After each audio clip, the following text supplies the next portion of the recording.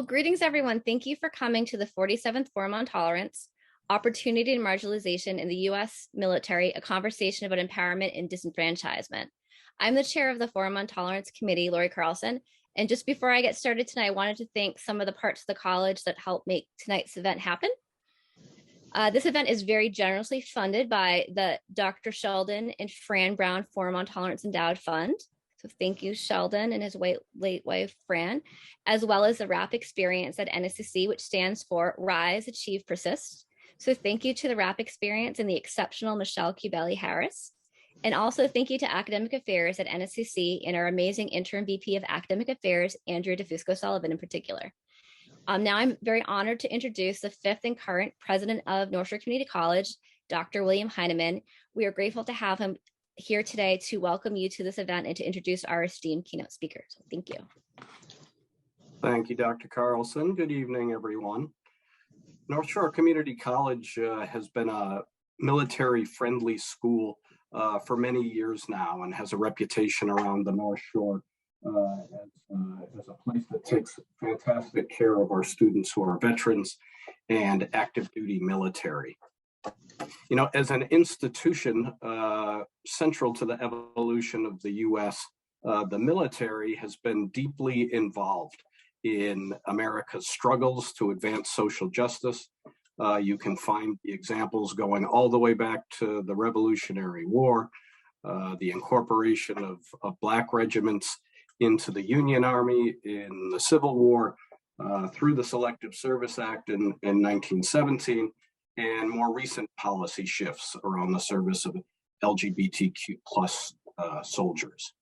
It's truly a story of both marginalization and opportunity at the same time, which is what makes it such an interesting story.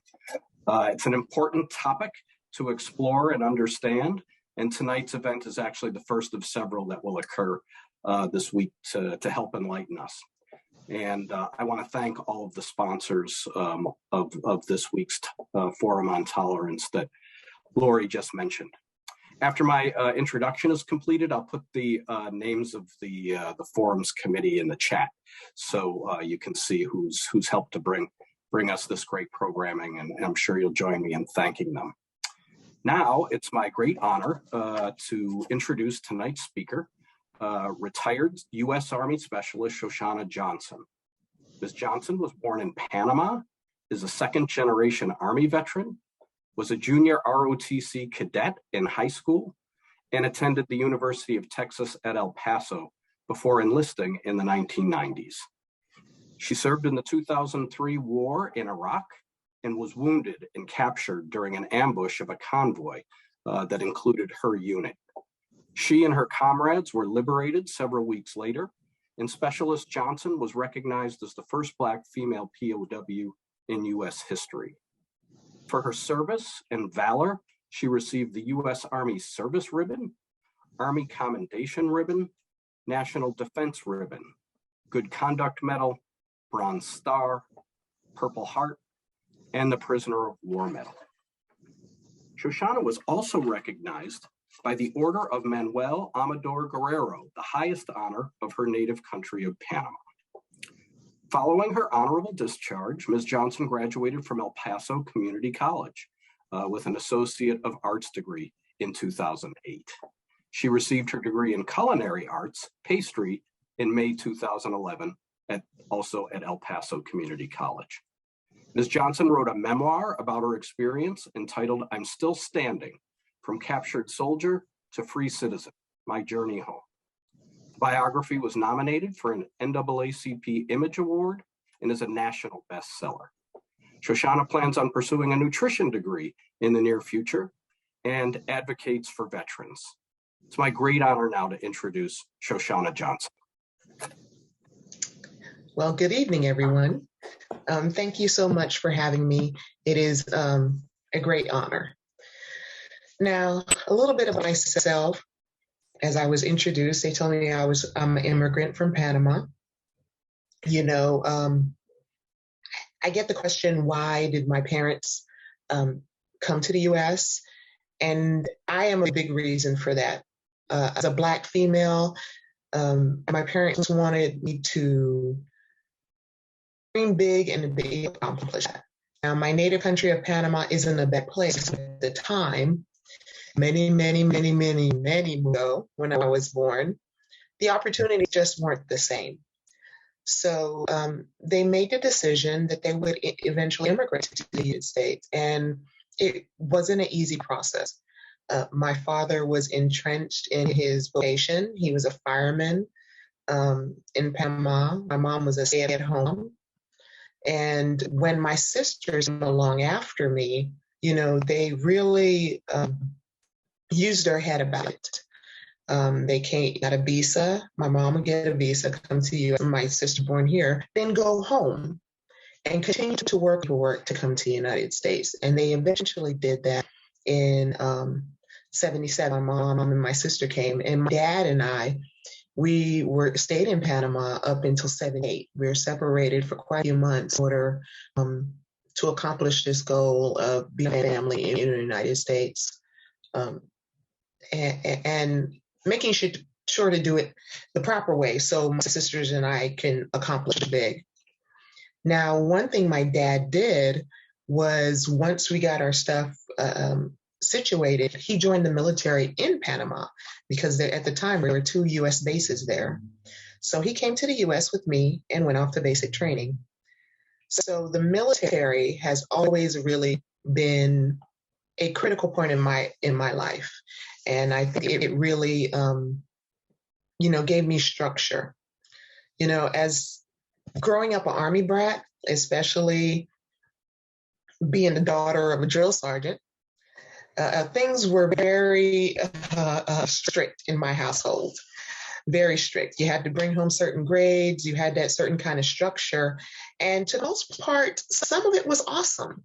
And I really liked that part of the structure. You do certain things at a certain time in a certain way, and it's easier to get things done. Of course, I didn't like the strict aspect of it. You know, you're not going anywhere if you don't get A's and B's, do your stuff and everything like that. As a kid, especially as a teenager, that's not always what you want to hear.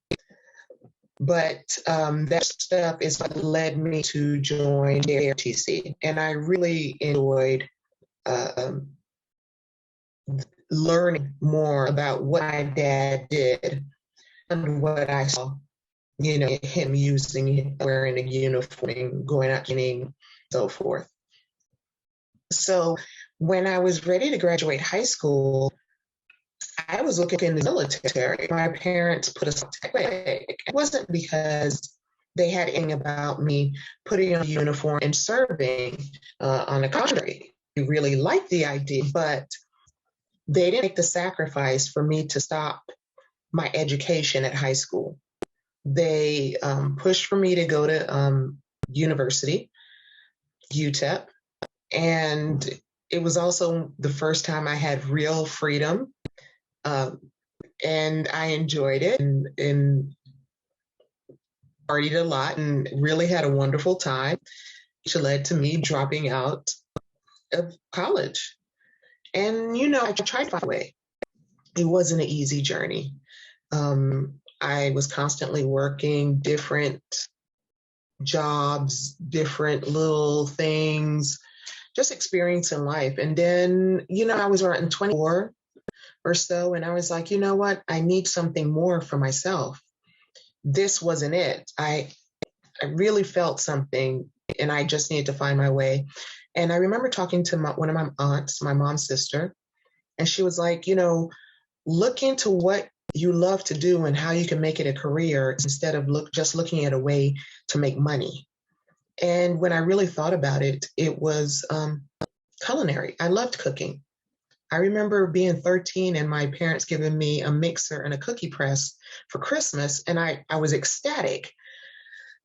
So I definitely took the time to look into culinary school, how much it costs, and things like that. And the realization is, it's pretty expensive. And my parents pretty much told me, yeah, you screwed up the first time, so you're going to have to figure this out on your own now. And at this time, my sister, who was directly behind me, had gone to New Mexico Military Institute. She had finished her associate's degree. She was going for her bachelor's. So she was a lieutenant in the reserves and thought about going to active duty and so forth. So I looked into what I originally wanted to do after high school was join the military and use the funds to continue my education. And I have to admit, I looked at the Air Force first. I saw the Army, lived Army life, and it can be brutal. But the Air Force, me, had to lose, I think it was like 50 pounds. I can't remember, time goes by. But I also went to the Army and they said lose 20 pounds. So here I am, Army veteran. Now, I went to basic training as 25 years old. I was older than the average recruit going into basic training. And I had never run a complete mile in my life, much less two. So it was difficult. And I actually ended up injuring myself a couple weeks in. And I decided to do the rehab instead of being, just come out of the military and maybe try again in a couple of years. Because the reality is I knew myself. And if I didn't push through and get this done this time, I might be a little down on myself and quit.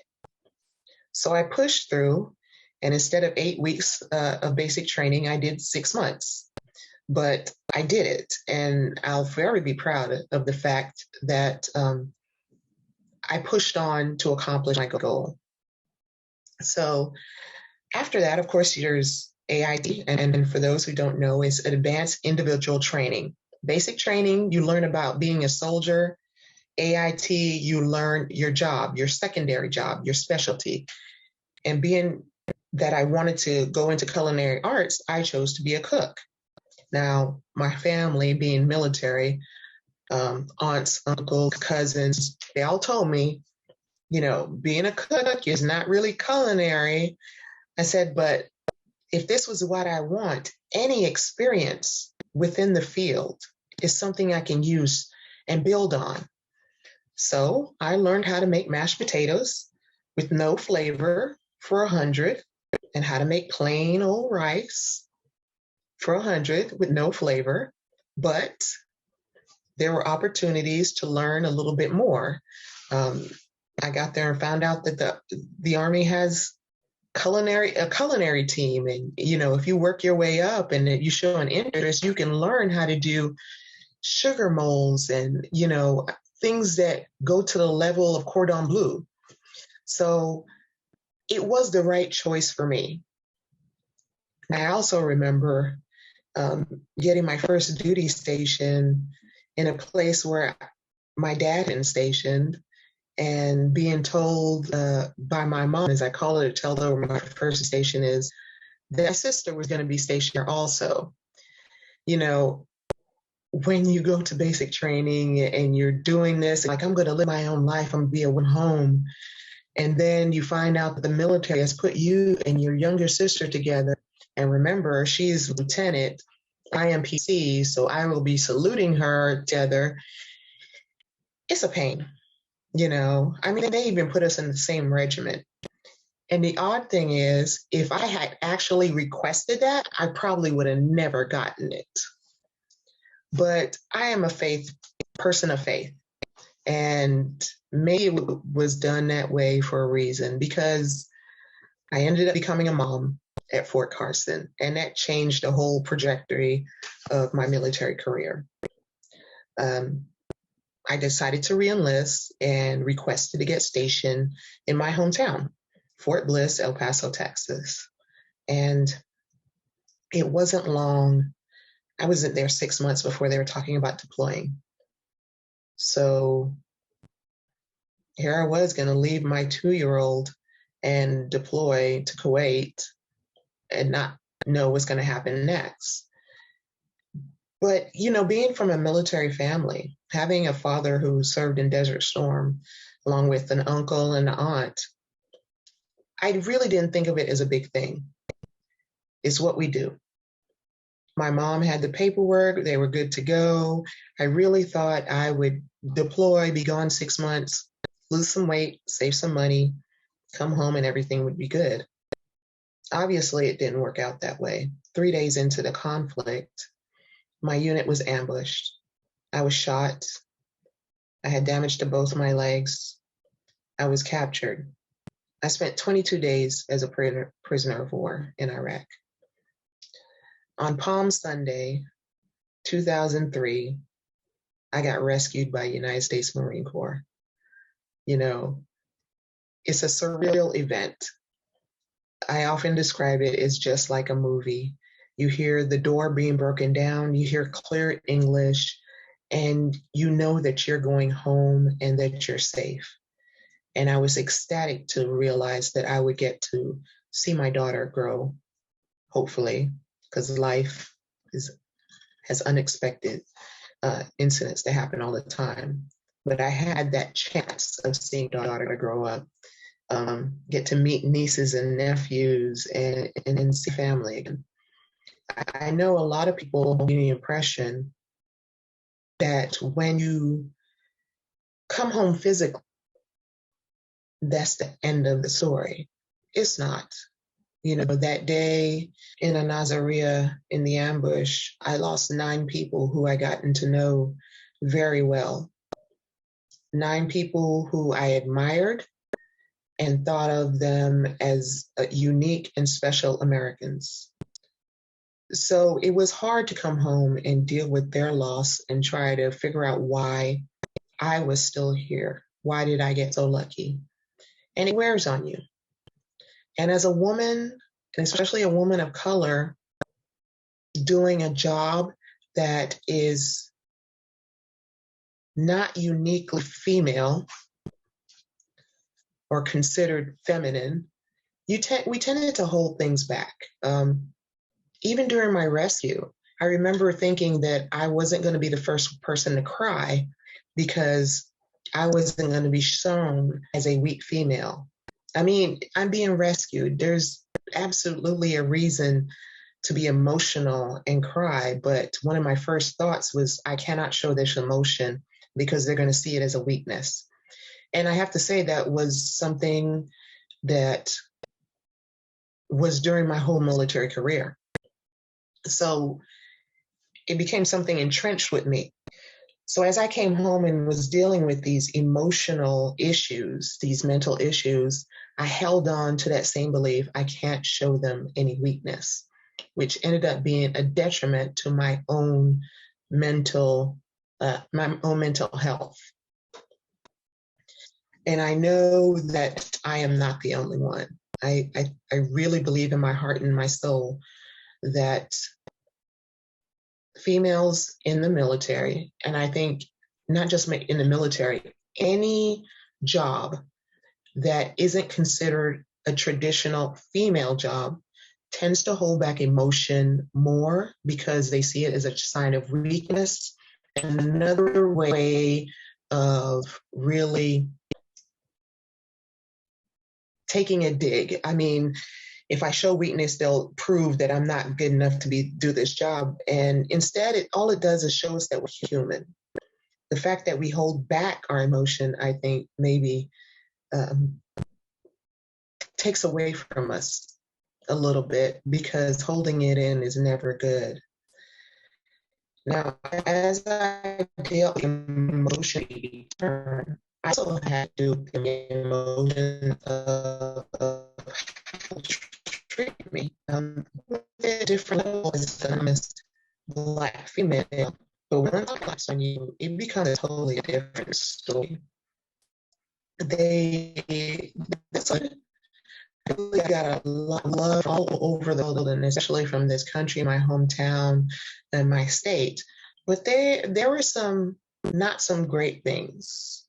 There were lots of issues of race, but I think the thing that really impacted me and I was surprised about was how much of it was about me being a female in an untraditional job.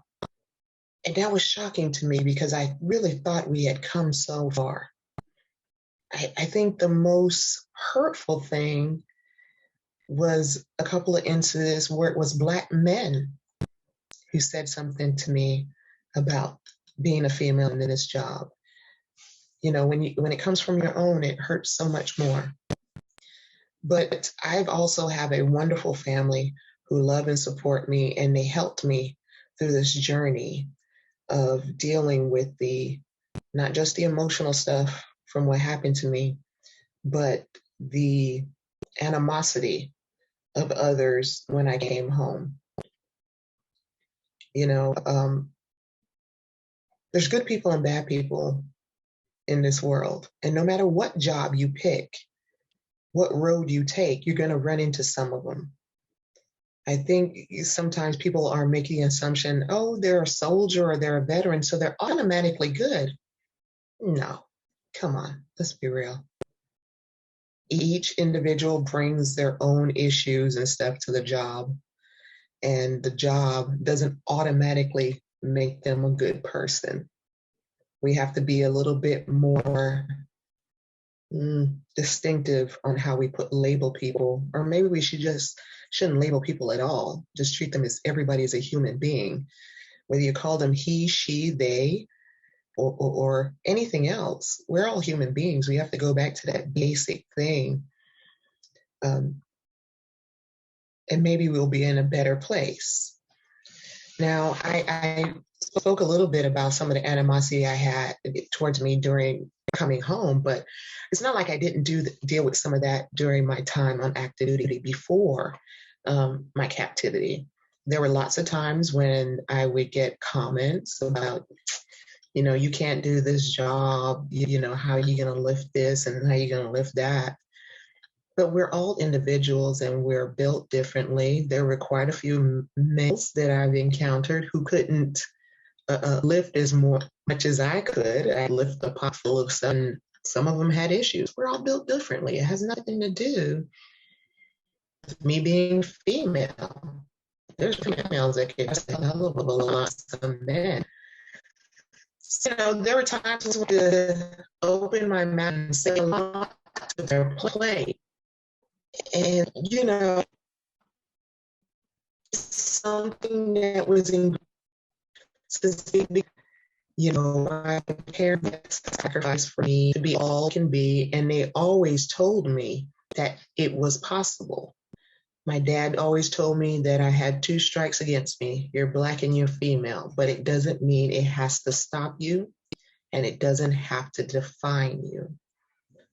There is so much out there that we can let take us apart. But there's also so much out there that can encourage us to achieve more. Now, in my introduction, they spoke about how I continued my education, just like my parents had hoped. Going to a community college helped me really open my eyes to what I was capable of and start my educational journey. I'm very proud that I went back to school and got my associate's degree. And my daughter ended up going to the same community college and getting her associate's degree and is continuing her education. So that path that my parents started is being continued for not just their daughters, for their granddaughters as well. Education is a way to open your eyes, to empower yourself, and to spread the knowledge of community and just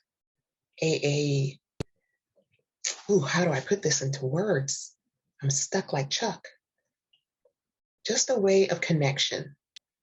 You know, being an educated person shouldn't make you an elitist person. If anything else, education should show you that we have more in common than we have differences. So I always encourage education in your life. And that's one thing that I don't think enough people realize. First, I learn. You need to learn. You have to learn what's the purpose of continuing in life. Everything new. I mean, it's what life is about. And there are very There are a few times when I'm tired, I'm done. The weight of this can be a little too much. It's wearing me down. But then one of the things that gets me up and gets me going is the fact that I do have a wonderful family and wonderful people around, but there's also something else to learn. There's something else to see. There's something else to experience. And if I have a way to get that education, it will encourage me to go forward and encourage me to be a better me. And hopefully by being a better me, I can help build a better community, a better aid, a better country. I know I'm talking to a bunch of younger people in a community college, and I really hope y'all understand what you have as far as you continue your education and what you are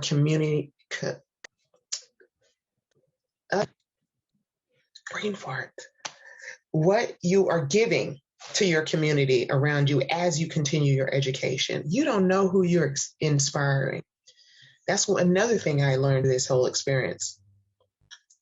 I share my story as much as I can because I hope it helps somebody, and to learn that a little comment I gave can help somebody out, it really makes this all worthwhile. But it's not just me who does that. It is everyone. I think of the people, my teachers and stuff that inspired me through my life, little things that come back in my head as I do live my life to the fullest. And they probably never knew how much they impacted me. One of my aunts, I remember telling her, years ago, I'm going to say 1980, I'm not going to talk about exactly when, she taught me how to make a lemon meringue pie. And that was the beginning of my love of baking. And she nothing, it was the two of us and we were making a pie. And she didn't understand how much to me and how it shaped so much of my life. So I really want a lot of y'all about that. The kindness you show to another human being can make such a difference to them and how they live their life. And even when people show you evilness, and let's be real about it, all of us are going to experience that at one point or another. We're going to have to make a decision on how we're going to let that affect us. Or we take that criticism, that hate, and internalize it and turn it and twist it, or we're going to realize that you're better than that. You can do more. If you turn it around, it won't hurt you, but it will help propel you and empower maybe yourself, and maybe you can help empower the next person. I know I was supposed to be talking for like an hour, I think, but I really want to open up questions, because although I hear and talk forever and ever, the point of here is to share. And I'm giving what you, that's the point of being here and communicating. I've learned that a lot, doing this for a couple years. Thank God, I hope I've been getting better at it.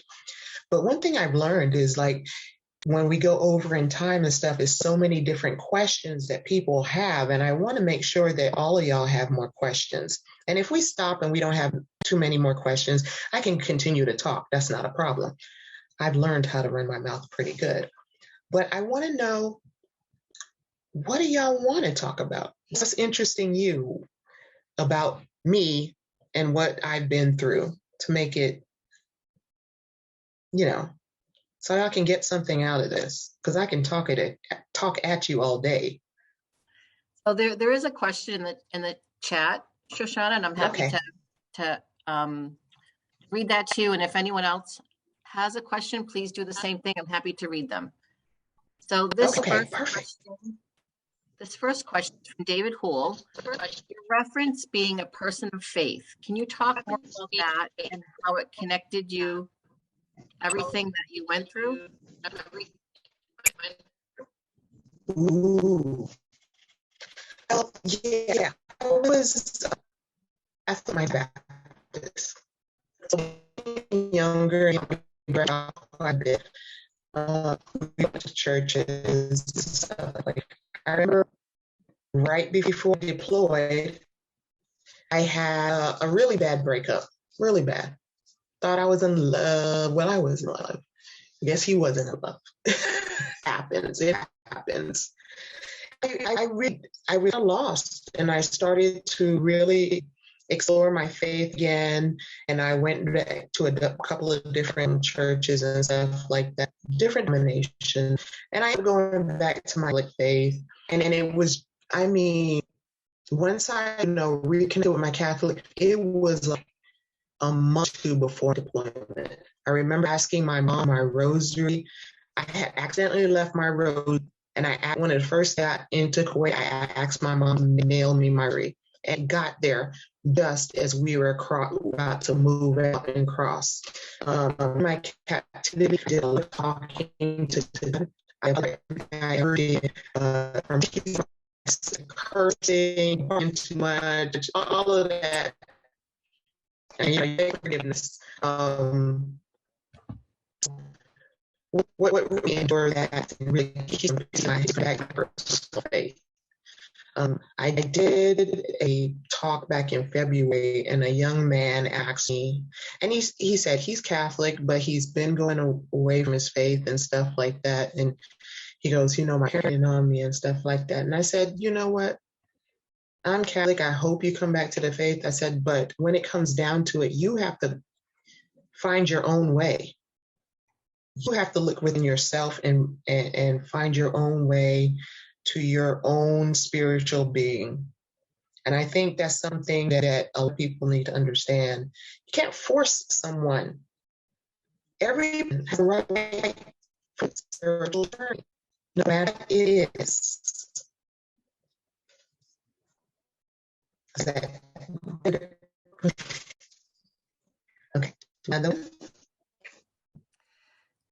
It looks like Wanda has her hand raised, and I don't know if others are having a hard time. I'm having a really hard time. It's coming across just very muffled. I don't know if you want to try signing out one more time and logging back in. Anyone else, or is it just me? Can you hear me? Is it? Yeah, it does. Yeah, I can hear you fine. Okay. Okay, so you want me to sign out and come back in? Well, let me try something. Let me see. I hate this thing. Okay. Okay, is that better? It sounds better, but we can't see your beautiful face. Yeah, I think part of the problem may be the video connected with the voice. So yeah, that's fine. Okay, is it better, or should I sign out again anyway? Better on my end. What do other folks experience? Okay. Better? Okay. Thank you so much. And no problem. We'll let Wanda ask her question. Hi, I was just thinking about your separation you had to endure when you went off for deployment with your daughter. How did you prepare for that? How did you manage to keep focused on the job knowing you were so far away from her and in a combat zone? Well, like I said, I'm blessed from a military family. So as a single parent in the military, when you become a single parent, you have to have paperwork in case this happens. Who's going to take care of your child, power of attorney, how you're going to deal with the financial aspects and stuff like that. Having it be my parents who are knowledgeable in all of this, and being in my hometown, deployed from my own hometown, it was easy. I had done military training before where my parents took my daughter. It was peace of mind. Mom and dad were going to take care of her absolutely perfectly. I mean, they raised me. They did a pretty good job. So I think she was good to go. Probably a little bit more spoiled as the first grandchild, but she was good. And that really, during my captivity, that really gave me a peace of mind. I did not have to worry about her at all. And with the large family that I had, I knew each and every one of them would have stepped in to make sure that she was okay if I didn't make it back. If I didn't make it back, I knew she would be okay. Thank you. I'm going to read a question from our president, Dr. William Heineman. Are there lessons you can share with us about your experience as a community college student who is a veteran? What worked well for you as a student? Ooh, that's a good one. I like talking about that. One of the things, community college in El Paso is, we're right near the base and everything like that. So they had to deal with quite, not just soldiers, but family members and stuff like that. So they were very good about reaching out through their Veterans Affairs office and checking with us. As far as I know, I'm using my own experience, talking about my own experience, not necessarily everybody's. When I registered, they automatically sent me to the Veterans Affairs office within the community college to make sure they could assist me if I had any problems with crowds. Did I have any cognitive disabilities, like if I learned better from visual to listening and stuff like that. So even when I was doing culinary arts, that, if I spoke to my instructor when I had issues and was clear about it and not try to take advantage, they did give me leeway as far as how I got my work done. As a veteran, I think I added a little bit for some of the other students. In one instance in particular, a young lady was upset because she got a low grade on a test. And, she was like, oh my gosh, I'm going to quit and this and that. And I had to set her straight. I said, there's so many of my fellow veterans who aren't here, and it was their dream to continue their education, and you're complaining about one grade. I'm like, learn from the lesson, suck it up, and keep going. You're going to be all right. And I remember I was good about asking questions. If I didn't understand, I'm asking the question, because I did a lot to get here. And my purpose of me being here is to learn. So if I didn't understand, I'm raising my hand.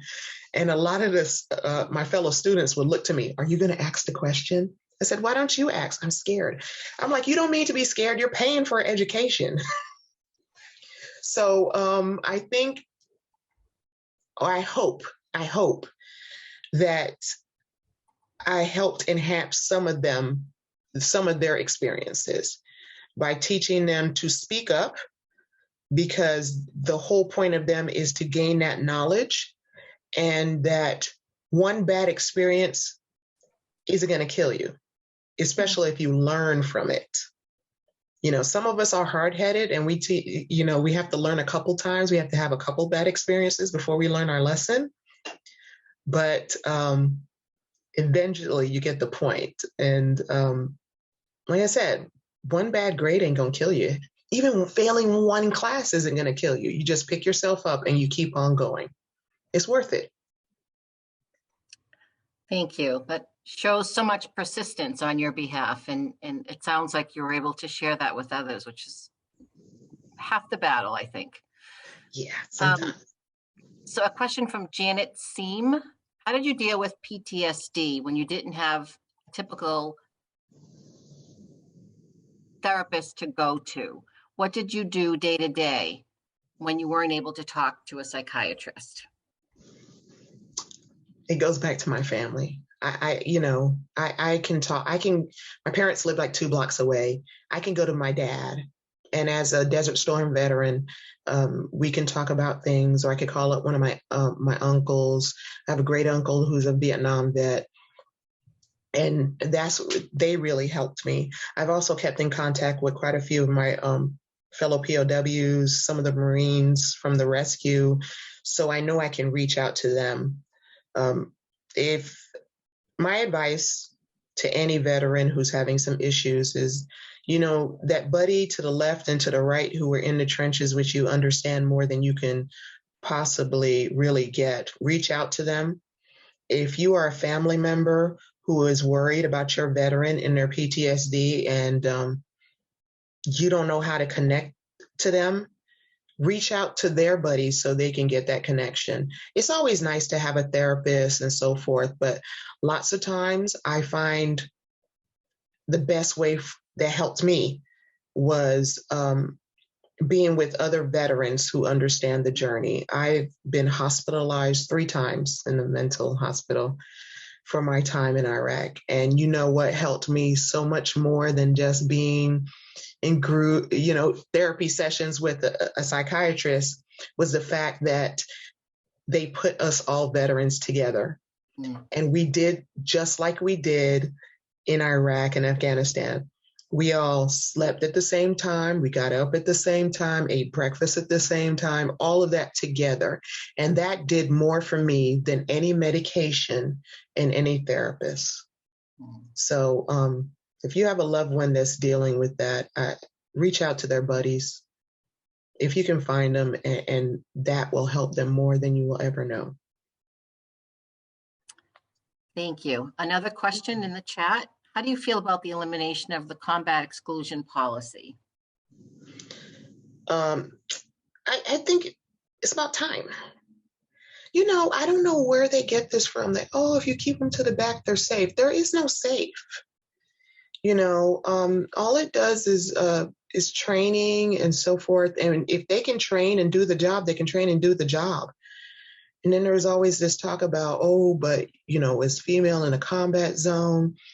I got news for you. From the moment females are born, they are more likely to be murdered or experience some kind of violence.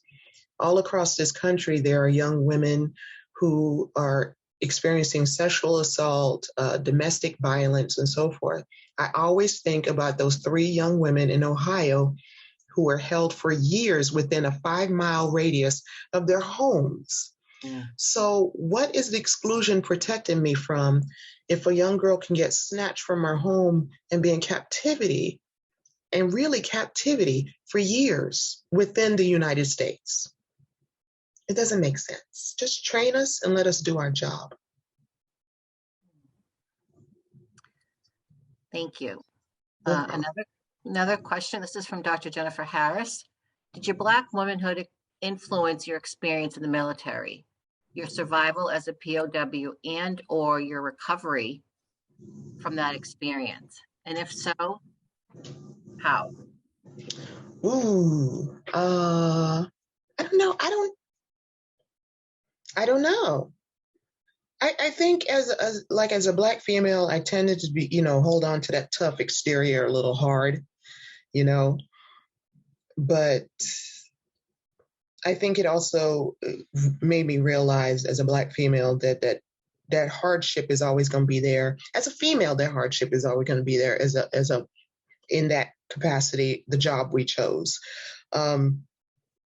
Now, because I was a Black female, I also got so much more attention than the males.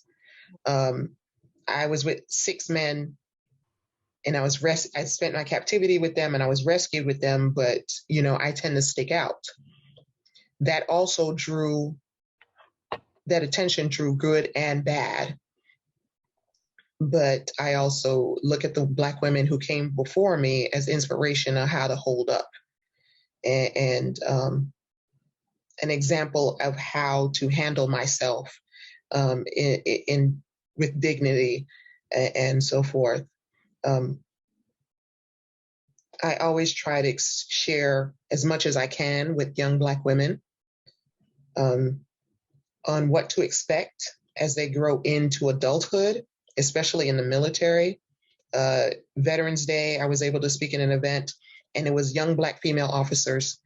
And we, being able to sit down with them and tell them certain things it really was a wonderful experience. And they took it to heart because as a Black female and been through some stuff, they didn't blow it off, which is really appreciative. I really appreciate that. But also my experience in Iraq in captivity, I don't have anybody to compare it to.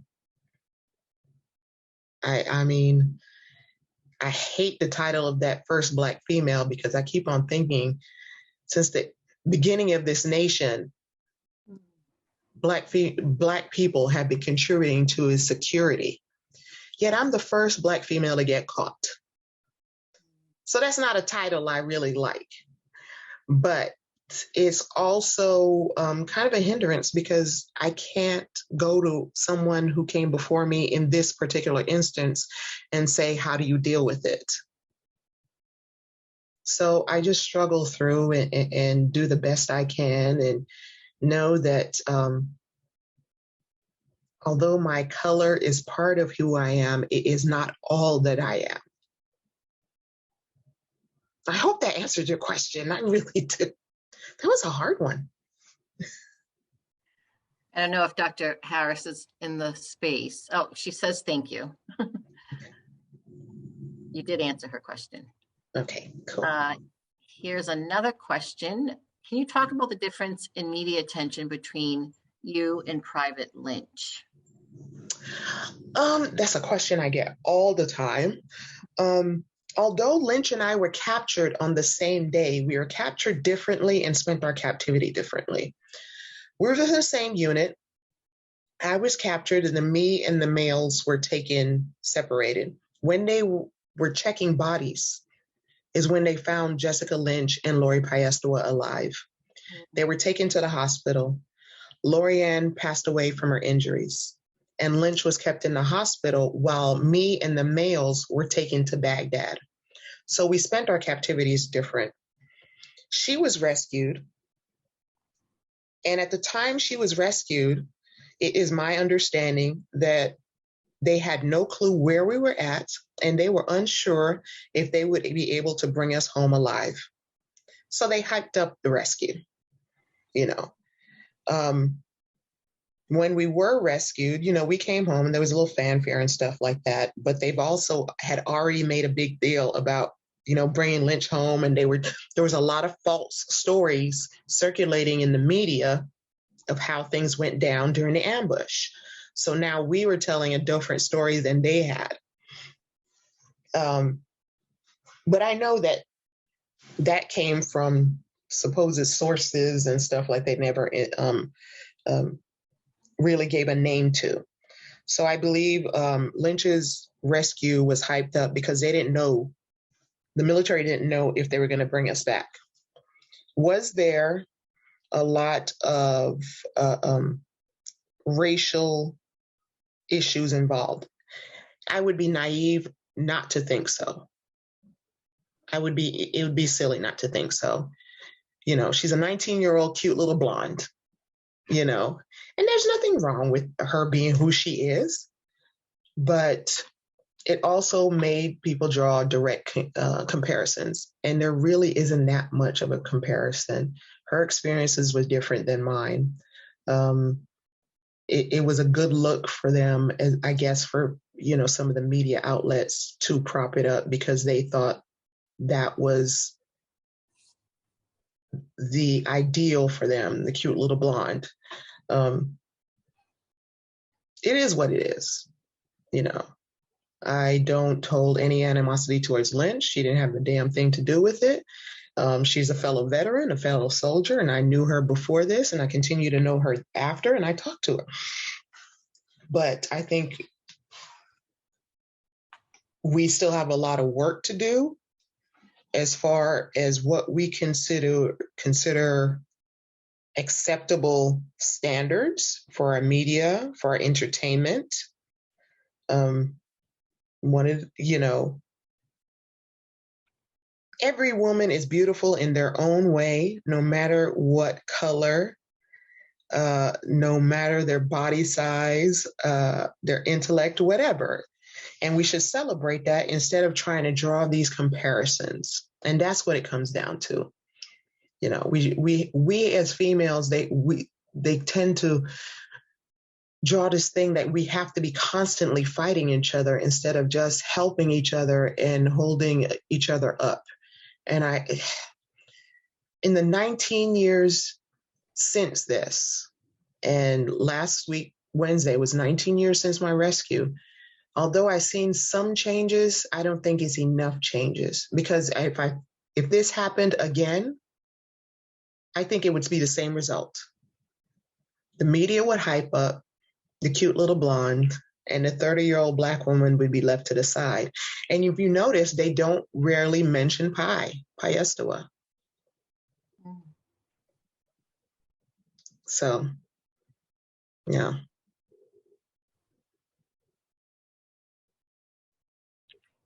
Thank you. I'll move on. There's another question for you, a couple more questions in the chat. Okay.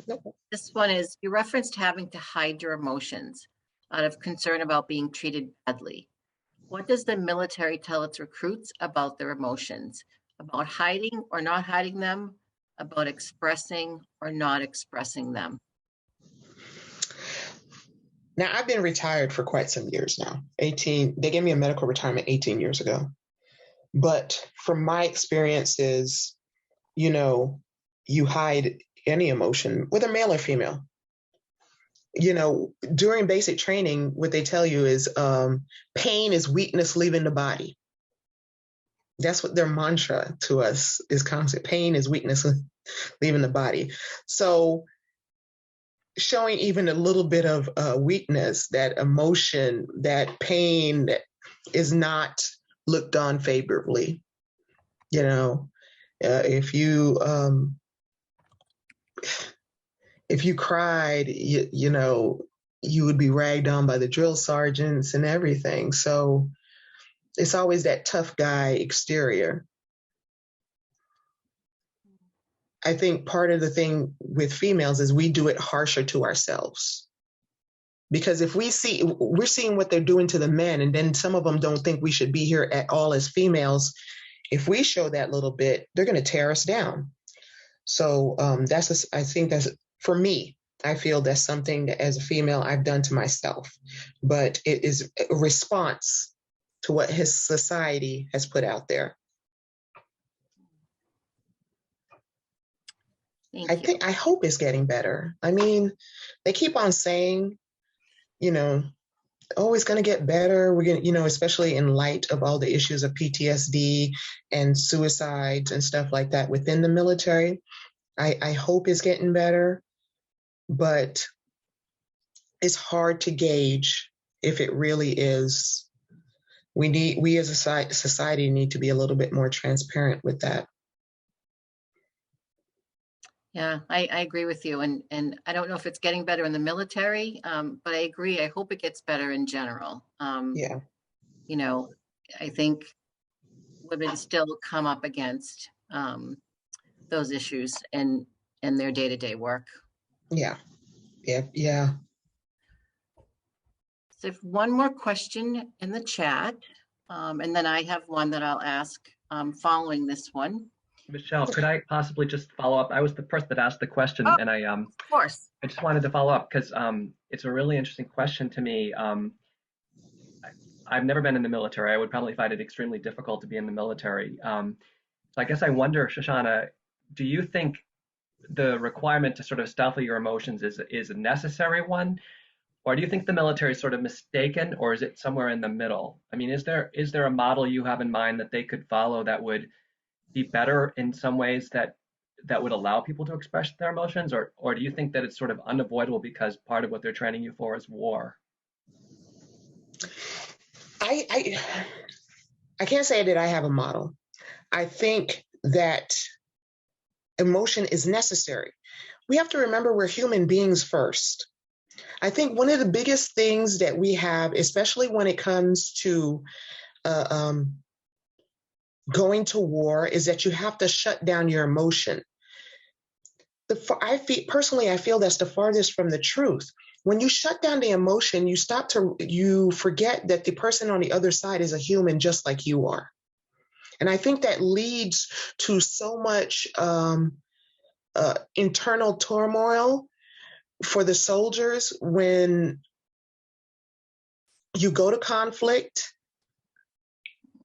and you do certain things, and then you come back and you deal with it mentally.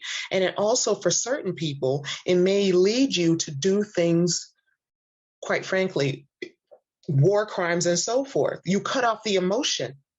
You cut off the emotion, you forget that's another human being who has a right to life just like you have a right to life. It's just at this moment, all you're trying to do is survive. So I think it's absolutely necessary for us, I think as a nation, to have that emotion not be stifled within our soldiers.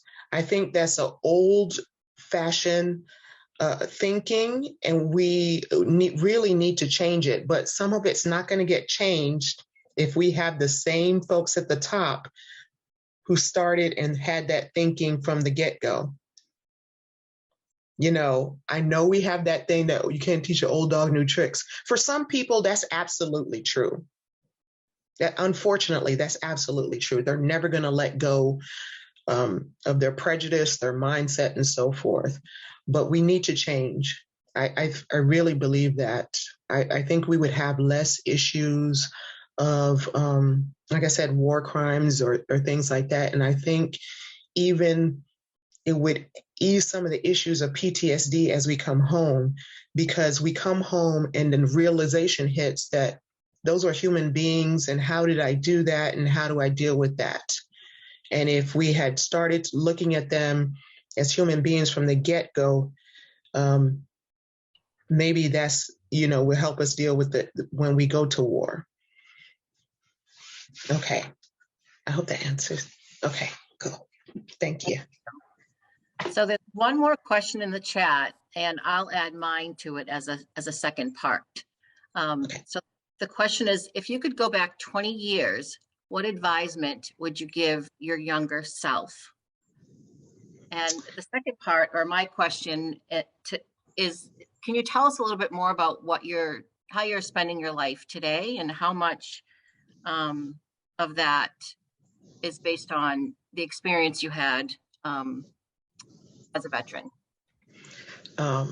20 years ago, I would be in the military. I'd be in 2002. 2002. I don't know if I'd change anything. I would have been, maybe that breakup, I'd be like, oh girl, cut him loose. Cut him loose yourself, and get your mind right. But one thing, I never regretted my military service. I loved being in the military. I would do it 1,000 times over. I loved it. I loved it. I loved it. I would have skipped the POW part, but I loved the rest of it. I loved the rest of it. What am I doing now? I'm an empty nester. Like I said, my daughter graduated community college. Now she's going to UT Permian Basin in Odessa. So now I have to find a new way of living, which has been a little bit difficult. I haven't put my culinary arts degree to work, and I want to do that more.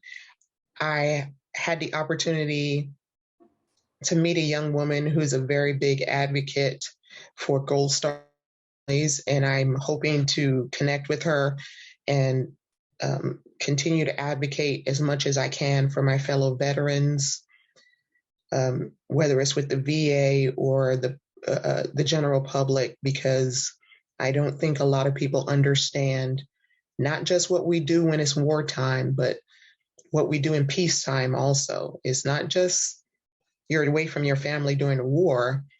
You are constantly training to go to war, and that means you're away from your family also.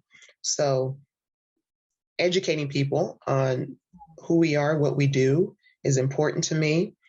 And I'm just trying to find my way. It's not easy. One of these days, when I grow up, I don't know what I'm going to be when I grow up yet. Thank you. There's another question here in the chat. Are there ways that private citizens can make returning female veterans feel more supported? Yeah, acknowledging us. There's so many times where people say, I want to thank my veterans. And then, you stand up and they look at you like, oh, not the wives. And I'm like, there's no wedding ring on my hand, you know? So don't make the assumption that it's a wife. If you see someone with a veteran plate or Army and stuff, ask them, did you serve too? That makes a big deal for me, you know. I remember going to an event in my hometown in El Paso, and it was a group of us talking, and it was a female. She came over to the men and said, thank you for your service. Thank you for your service. And me and another female were there, and we're like, hello? We served also. And if they had just asked, are you a veteran also? Okay, thank you, and so forth. That would have totally made a different experience. Totally made a different experience. So the biggest thing is acknowledging that we served also, and we did it with honor. And it sure as hell wasn't easy. Thank you. It looks like the questions are still coming in. That's fine. Give it to me.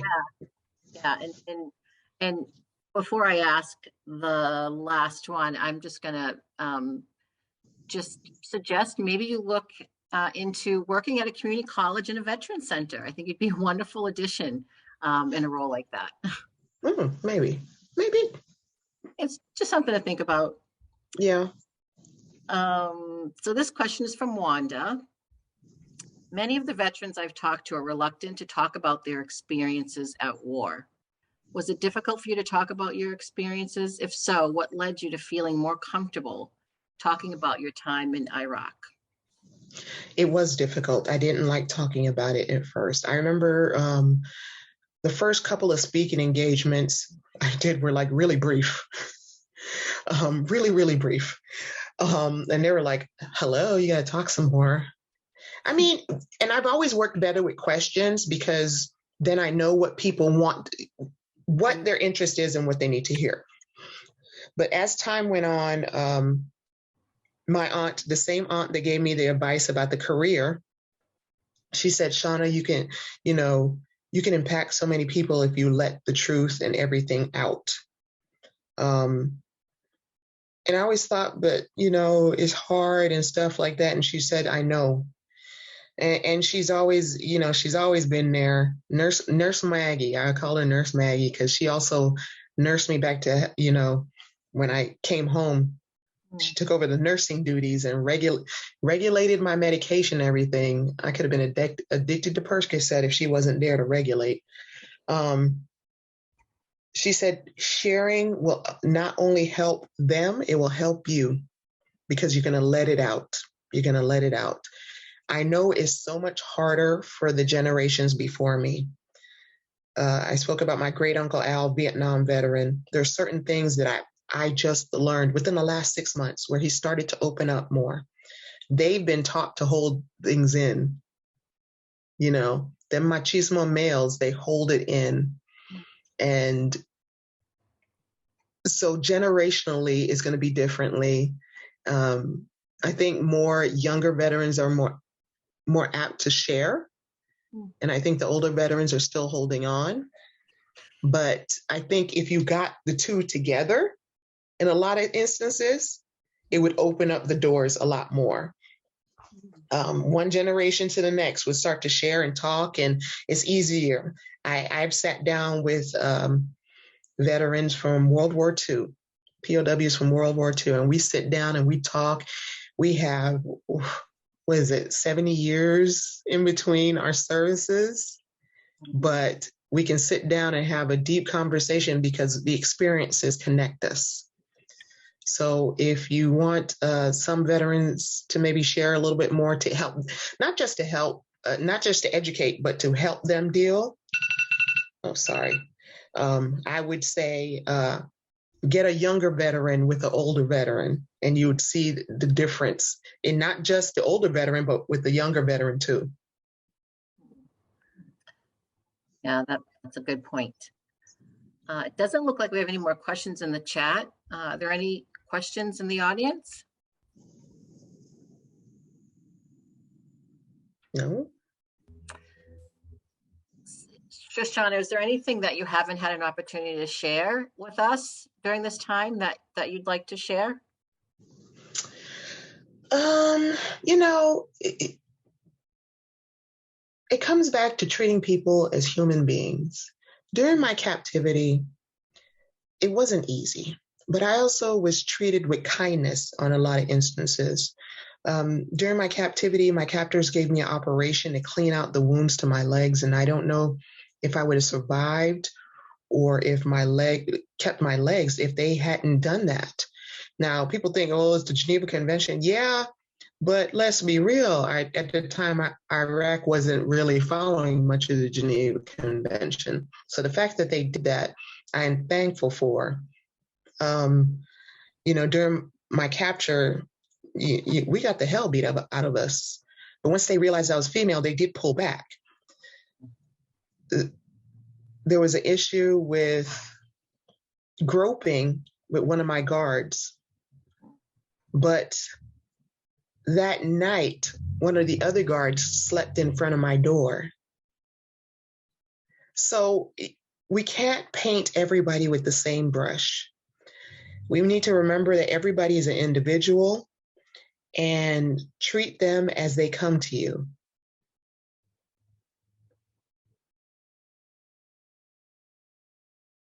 Thank you so much for that. No problem. I'm going to hand it over to our moderator, Lori Carlson, for any additional information. Thank you so much, Shoshana. That was very powerful. And I actually really liked the question and answer format. I thought that was really nice. Just thank you so much. We're really honored to have you. For those in the audience, we do have other events on Tuesday, Wednesday, and Thursday. I'll put the link in the chat before we go. And so I can't talk and type at the same time, but in a moment, if you want to unmute yourself and give Shoshana a round of applause. I mean, I think that's the one thing that's always missing from a Zoom call. Not necessary. Oh. Amazing job. Thank you. Y'all are very kind. Thank you so much for sharing your story. No problem. Thank you so much. Thank you for being so real and so willing to answer our questions. And thank you everybody for coming. Thank you. Sorry about the video. Hey, you know, these things happen. It's the Zoom world, but thank you. Thank you so much. No problem. Thank you very much, you guys. Take care.